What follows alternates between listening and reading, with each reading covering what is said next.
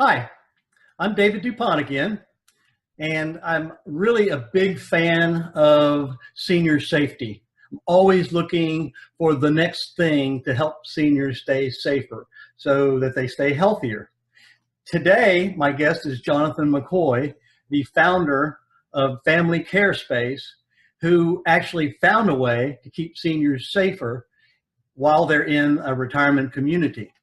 So, Jonathan, would you tell us a little bit about your background and how I know you didn't start in the senior safety market or in that genre of work, but I think your background is more as a techie kind of guy, if I'm not mistaken. So what brought you to Family Care Space, and can you tell us a little bit about how that all evolved? Would be happy to, David. Thank you very much for the opportunity to share the story of Family Care Space and how it helps keep seniors safe. My background, I've got an information systems degree with an economics and business majors. And so right from the early beginnings, I've always been involved with, in my professional career, looking at how to map technology into organizations or to right-size technology for organizations. I worked with very large world-leading companies such as Digital Equipment, Cognos, Environmental Systems Research Institute. I owned my own firm called Advanced Information Management. We were very much involved with business intelligence, data mining, looking for ways to ensure that businesses stay focused or right-size themselves for their mission. Really intriguing, was given a great number of different organizations and businesses to work with over my 26 years. And how did that lead you into, and I guess, what event was it that made you start thinking about the senior safety side of it?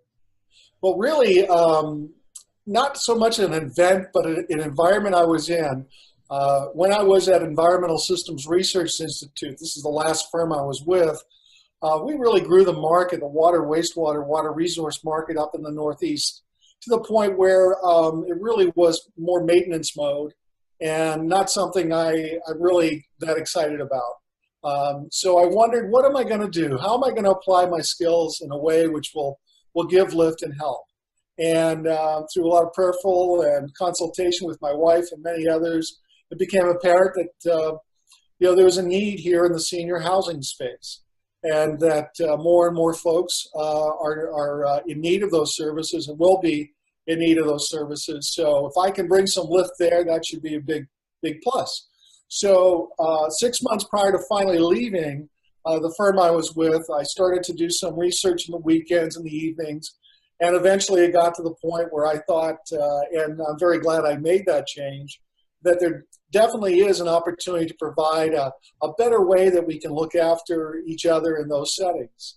So I left corporate America, if you will, at the end of August of 2006, and soaked in the ocean for about a month, and then began in earnest to provide the family, the beginnings of Family Care Space started at that time. Yeah, the senior market, the boomers are, what is it, 10,000 a day are becoming seniors right now. Right.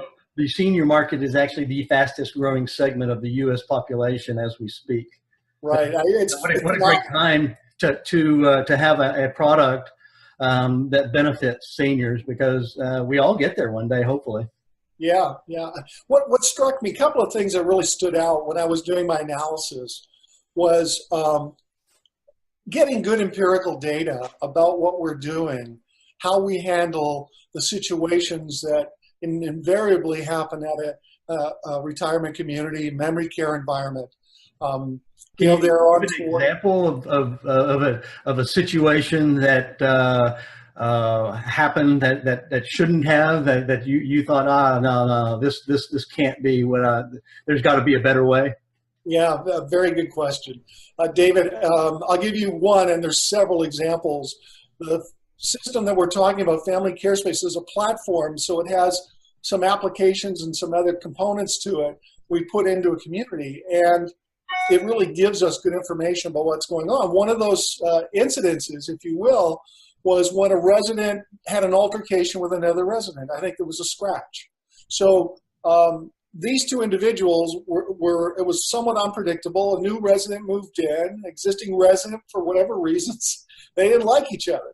So that incident occurred. You got to file a report with the state. There's things you need to do there. I thought, gee, if we ever have those two in the same room, I'd like to know, my staff would like to know, and we can preempt. And that's the key word here, preempt. We want to preempt these moments as much as we can before they happen. So one of the things that Family Care Space does is has a very powerful custom alerting function. So we are able to know when those two individuals are in the same area, and staff know that, get an alert, know exactly where to go, and they can redirect them or monitor and see if that's a passing thing. That's been a real big plus to avert. Okay, so if I hear you correctly, what you're saying is Family Care Space will benefit the staff to alert them if there are problems within the facility between residents or where residents are, and it also benefits the family so that it keeps their loved senior. They have a little more peace of mind, I guess, knowing that there's not going to be an altercation of some sort. And I think you can sum up what we're doing for the families really with that expression, peace of mind. Peace of mind. Cool. What we give the families the ability to log into a secure web portal, and they can see where their loved one is in the building at any time. And it's not a camera, it's a dot on the floor plate of the building. And they also have an activity stream that can show video, etc., for them to see and also to post as well. So communication is key. Okay, cool. Very good, very good.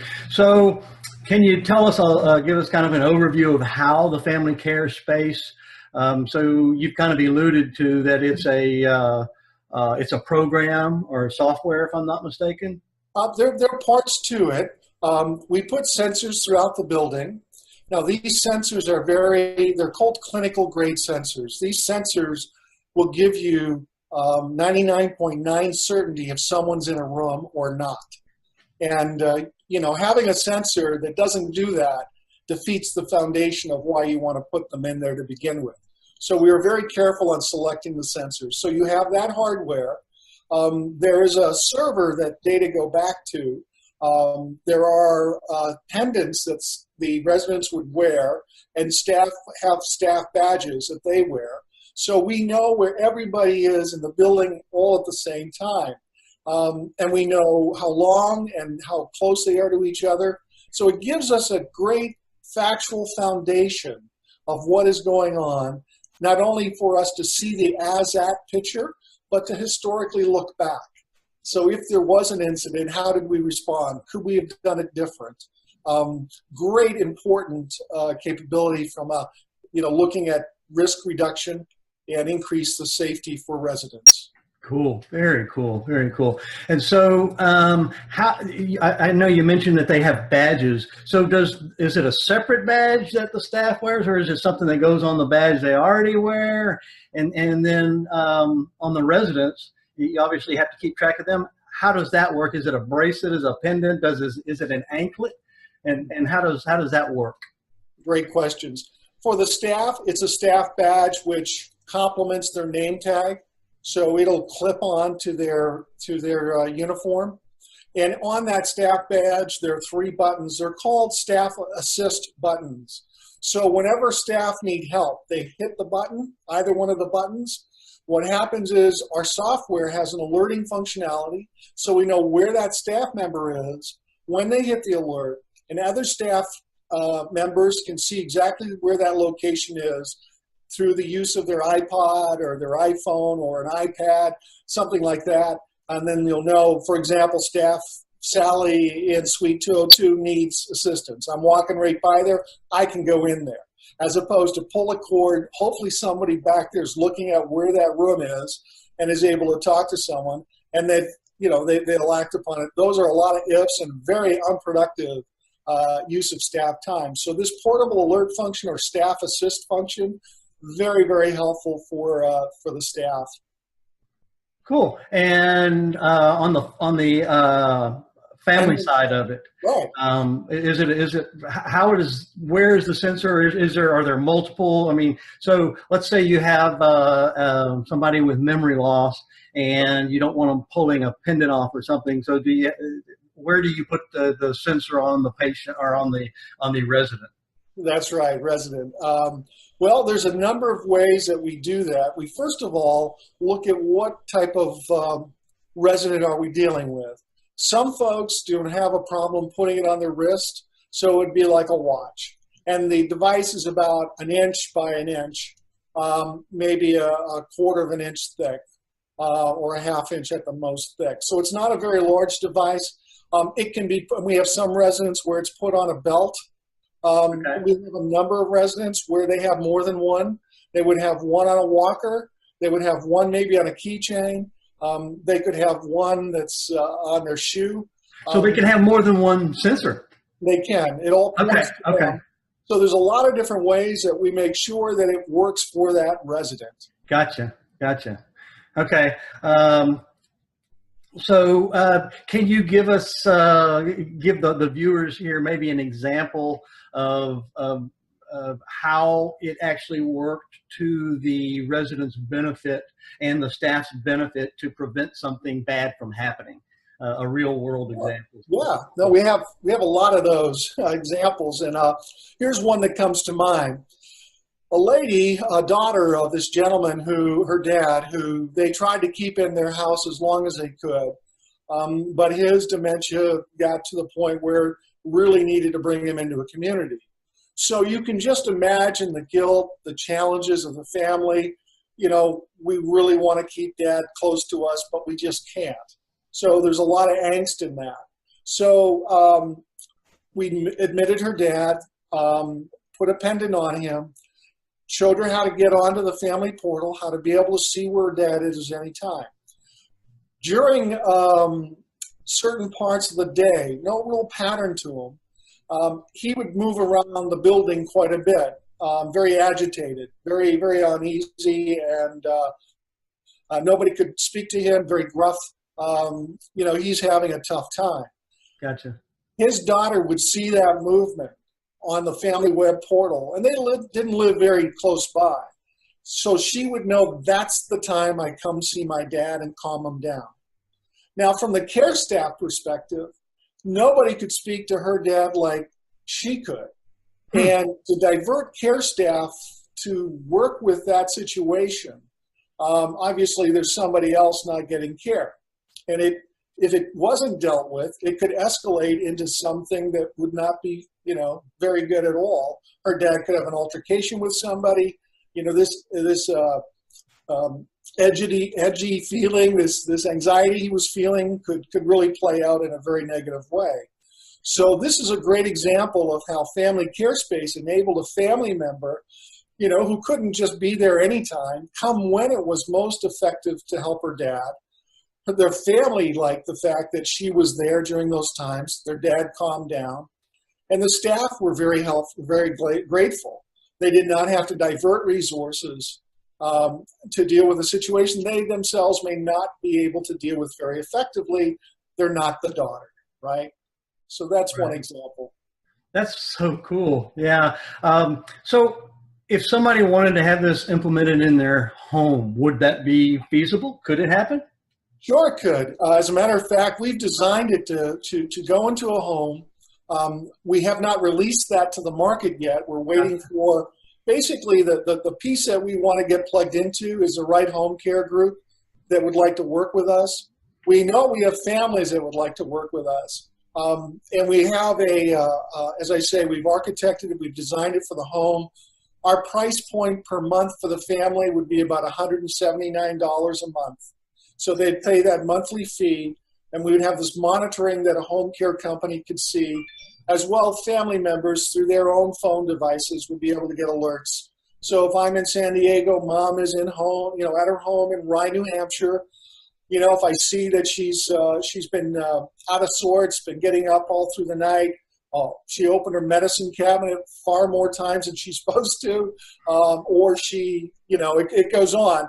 That triggers an alert that gets home care involved, that gets family aware of, and so you deal with it. You triage. You introduce the care element into the situation with enough notice prior to, so that you avert, as I've said before, you want to preempt those not good situations from occurring. So, very yes. cool. The future. So does the future hold, with family care, so using this technology, could you like add video to each room or video from a phone, or what does the future hold? And I know you can't tell what new technology is going to come out, but what do you kind of see for the future for family care space? Well, you mentioned video. We incorporate video today with respect to that. Staff will have those iPhone, iOS devices. And if mom's having a great moment, they can take a video if the family has given permission, if they sign up for this family web portal, the secure portal, only the family can log into. So what happens is a family member would get an email saying you've got a new video from mom, and they would, if it's fine, then let everyone see it. So the video is incorporated in that manner. But in terms of the future and what's happening, we see from the operations side, because we have such a rich data set, the ability to map and provide a very nice executive information system dashboard. So you can look at a faceplate of the building. You can see, for example, if your rooms or your suites with the residents are in the care plan, the minutes of care delivered are within what you expect or not, have a border around that indicating green, we've got her under control, red, we need to reassess. And that's based on being able to track the actual time staff spend with a particular resident against a care plan. So we see more of that going on. David, we see there's so many areas. It's like a flower blossoming in terms of tools and different ways in which we are going to incorporate into the technology. The fundamental driver is our client, is the family, is the owner, is the care staff. So we have a lot of feedback. Keeping seniors safe, and what a great way to do that using technology, and and it benefits not only the staff, but it benefits the family, and most importantly, the senior. So being mindful of the clock. I know I want to thank you, Jonathan, for being with me today and explaining a little bit about family care space. In the future, hopefully we can visit again and get a little bit deeper into family care space and how it all ties together, what it does, and a little more detail about how it works. I would like that, David. And thank you so much for spending this time to explore family care space. Super. Anything to help our seniors. That's what I say. Anything to keep them a little bit safer. So thank you for your time today, Jonathan. And we'll talk to you soon. Great. Thank you, David. Bye-bye. Bye.